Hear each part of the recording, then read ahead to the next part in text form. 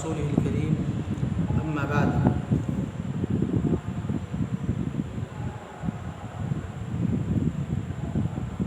فالآن يذكر المؤلف رحمه الله الأدلة على جواز الغيبة لغرض شرعي کہ غیبت اصل میں کیا ہے. غیبت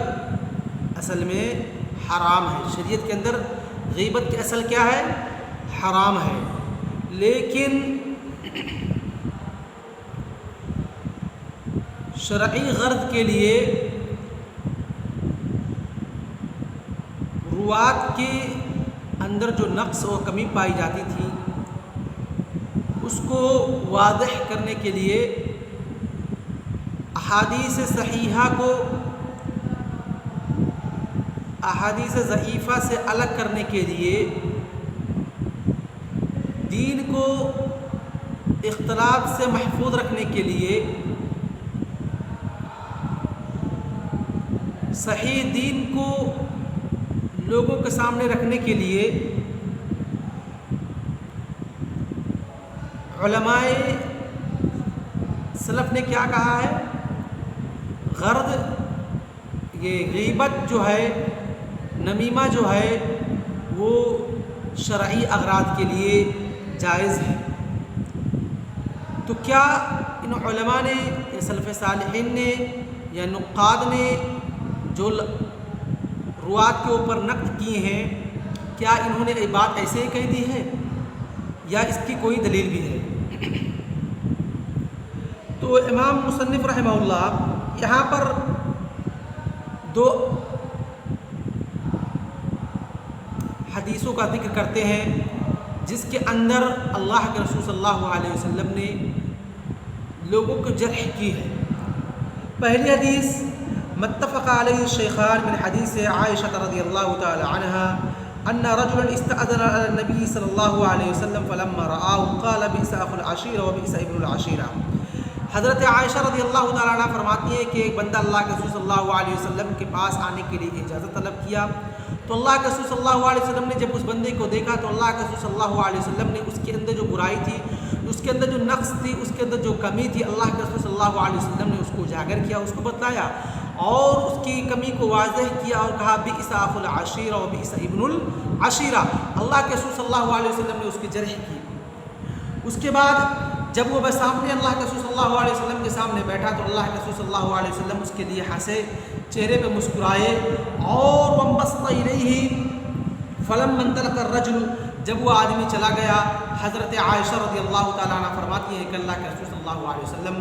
جب وہ آدمی آپ کے پاس بیٹھا تھا، آیا تھا، جب آپ نے اس کو دیکھا تھا تو آپ نے اس کے بارے میں فلاں فلاں چیزیں کہی، کذا و کذا، کہ آپ نے اس کے تعلق سے کہا بئس اخو العشیرہ و بئس ابن العشیرہ. اور جب وہ آدمی آپ کے پاس آیا تو آپ اس سے خندہ پیشانی کے ساتھ ہنس کر کے ملاقات کیے. تو عائشہ رضی اللہ تعالیٰ عنہ سے اللہ کے رسول صلی اللہ علیہ وسلم کہتے ہیں اے عائشہ، کیا تم نے مجھے کبھی فاحش پایا ہے؟ کیا تم نے کبھی مجھے لوگوں کو برائی کرتے ہوئے پایا ہے؟ تو حضرت عائشہ رضی پھر اللہ کے رسول صلی اللہ علیہ وسلم نے کہا ان شر الناس عند اللہ منزلۃ یوم القیامہ، کہ اللہ رب العالمین کے نزدیک سب سے برا شخص منزلے کے اعتبار سے، مقام کے اعتبار سے، مرتبے کے اعتبار سے وہ ہے من ترکہ الناس اتقاء شرہ، من جس نے ترکہ الناس لوگوں نے اس کو چھوڑ دیا ہے اتقاء شرہ، اس کے کیا نام ہے شر سے بچنے کے لیے، یعنی اس کے سر سے محفوظ رہنے کے لیے اس نے لوگوں کو چھوڑ دیا، یعنی اس کی کمی کو اجاگر نہیں کیا ہے. تو اس حدیث کے اندر جو وجہ دلالہ ہے، جہاں پر ہمارا محل شاہد ہے، وہ کون سی چیز ہے؟ اللہ کے رسول صلی اللہ علیہ وسلم نے کہا اس آدمی کے بارے میں بئس اخو العشیرہ و بئس ابن العشیرہ، کہ اللہ کے رسول صلی اللہ علیہ وسلم نے اس کی کمی کو واضح کیا. اس کے بعد کہا ان شر الناس عند اللہ، اللہ رب العالمین کے نزدیک سب سے برا آدمی منزلت کے اعتبار سے قیامت کے دن کون ہوگا؟ من جس کو ترکہ الناس لوگوں نے چھوڑ دیا ہے اتقاء فحشی، اس کے فحش سے بچنے کے لیے، اس سے فحش کے بچنے کے لیے. تو اس حدیث کے اندر جرح کی گئی ہے اس آدمی کی جو کہ اس کی نقص کو اجاگر کیا ہے اللہ کے رسول صلی اللہ علیہ وسلم نے، اس کے اندر جو کمی تھی اس کو بیان کیا ہے۔ تو یہ ہے پہلی دلیل کہ ہم روات کے جرح کر سکتے ہیں شرعی اغراض کے لیے۔ اور اسی طریقے سے دوسری حدیث ما اخرج الامام مسلم من حدیث فاطمہ بنت قیس ان ابا عمر بن حفص طلقها البتہ، کہ فاطمہ بنت قیس رضی اللہ تعالیٰ عنہ فرماتی ہیں کہ ابو عمر بن حفص نے ان کو طلاق بتہ دے دی، یعنی 3 طلاق ان کو دے دی۔ اس کے بعد کہتی ہیں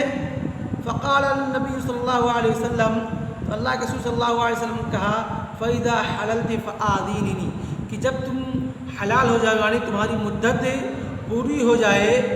جب تمہاری مدت پوری ہو جائے اس کے بعد تم میرے پاس آنا، میں تم کو بتلاؤں گا۔ اب پھر وہ کہتی ہیں حضرت فاطمہ بنت قیس کہ میں جب میری مدت پوری ہو گئی پھر میں اللہ کے رسول صلی اللہ علیہ وسلم کے پاس آئی اور کہا مجھے معاویہ بن ابی سفیان نے اور ابو جہم نے نکاح کا پیغام بھیجا، خطبہ بھیجا، یعنی وہ دونوں مجھ سے شادی کرنا چاہتے ہیں۔ تو اللہ کے رسول صلی اللہ علیہ وسلم نے کیا کہا، اما ابو جہم فلا يضع عصاه عن عاتقه، کہ ابو جہم جو ہیں کیا ہے، وہ اپنے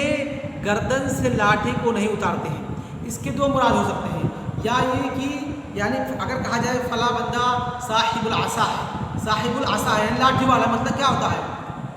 کہ مارنے والا ہے، ذراب بندہ ہے، یعنی صاحب العصا ہے۔ تو اس کے اندر یہ ایک معنی یہ ہو سکتا ہے کہ وہ بہت زیادہ مارنے والے تھے، تو ان کے اندر جو کمی تھی، جو نقص تھی، اس کو اللہ کے رسول صلی اللہ علیہ وسلم نے کیا کیا، اجاگر کیا۔ یعنی اس طریقے سے اگر کوئی بندہ کہیں رشتہ ڈھونڈ رہا ہے، اگر اس بندے کے تعلق سے یا اس بندی کے تعلق سے اگر آپ سے کوئی سوال کرے، اگر آپ اس کے نقص کو، اس کی کمی کو جانتے ہیں تو اگر بتلاتے ہیں تو آپ گنہگار نہیں ہوں گے، یہ غیبت میں شمار نہیں ہوگا، جیسا کہ اللہ کے رسول صلی اللہ علیہ وسلم نے یہاں فاطمہ بنت قیس کو بتلایا۔ اور یہ کیا ہے، شرعی اغراض کے لیے ہے۔ کہتے ہیں اما ابو جہم فلا يضع عصاه عن عاتقه، کہ ابو جہم جو ہے وہ اپنے گردن سے، اپنے کندھے سے کیا ہے، لاٹھی کو نہیں اتارتے، یعنی کہ وہ ذراب ہے، بہت زیادہ مارنے والے ہیں۔ یا دوسرا معنی یہ ہو سکتا ہے کہ وہ ہمیشہ سفر میں رہتے ہیں، کیا ہے، یا ہمیشہ وہ سفر میں رہتے ہیں، گھر پہ رہتے ہی نہیں، تو کیا فائدہ ان سے شادی کرنے کے لیے۔ اور دوسری چیز کہتے ہیں کہ اور معاویہ کے بارے میں بتلایا اللہ کے رسول صلی اللہ علیہ وسلم نے، کہا معاویہ فَسَعُولُكُ لَا مَالَ لَهُ، سعول کسے کہتے ہیں، ایسا آدمی جس کے پاس مال و دولت نہ ہو، جیسا کہ جاہلی شعرا کے بارے میں آتا ہے، الشعراء الثعالب، فکڑ شاعر، یعنی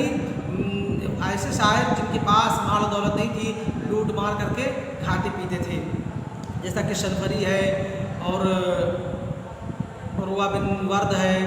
اور تعبد الشرہ ہے۔ اس شعرا کو کیا کہتے ہیں، فکڑ شاعر کہتے ہیں، ثعالب شعرا کہتے ہیں۔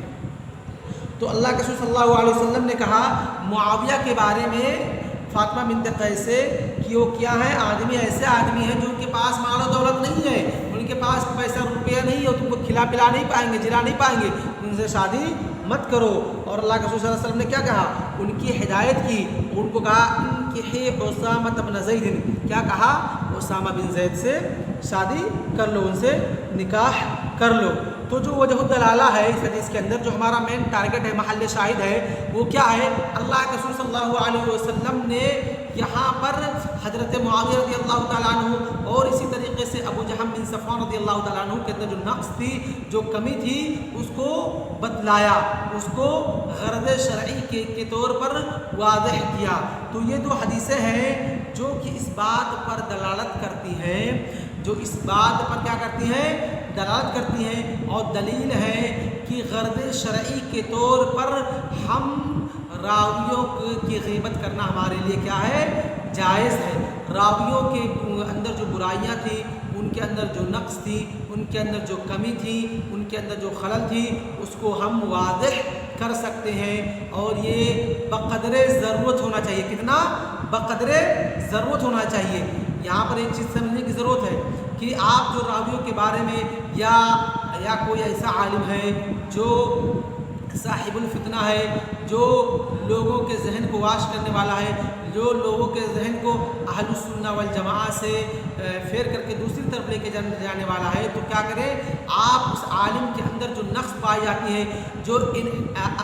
عقیدے کے تعلق سے انحراف پایا جاتا ہے، آپ کیا کریں اس کو واضح کریں، لیکن کتنا بقدر ضرورت سے زیادہ آپ آگے نہیں بڑھ سکتے ہیں۔ تو ضرورت کے تحت بقدر ضرورت اور ضرورت کے تحت شرعی غرض کے تحت آپ روات کو بھی جرح کر سکتے ہیں، جیسا کہ علماء نقاد نے کیا، اور جرح کرنے کا فائدہ کیا ہوا، ان کے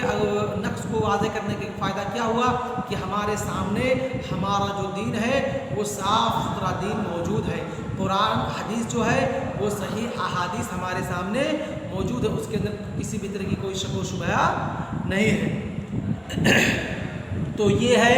فائدہ۔ تو آج کا درس ہم بس اسی پر اکتفا کرتے ہیں، اور انشاءاللہ وہ چیزیں جو کہ راوی کے اندر عدالت اور ضبط کے علاوہ بھی کیا کچھ چیزیں جو راوی کے اندر لگائی جاتی ہیں، کچھ شرطیں لگائی جاتی ہیں، کیا کوئی اور شرط ہے کہ نہیں، انشاءاللہ اس کو ہم اگلے ہفتے میں پڑھیں گے۔ وصلی اللہ علی نبینا محمد وعلی آلہ وصحبہ اجمعین۔ والسلام علیکم ورحمۃ اللہ وبرکاتہ۔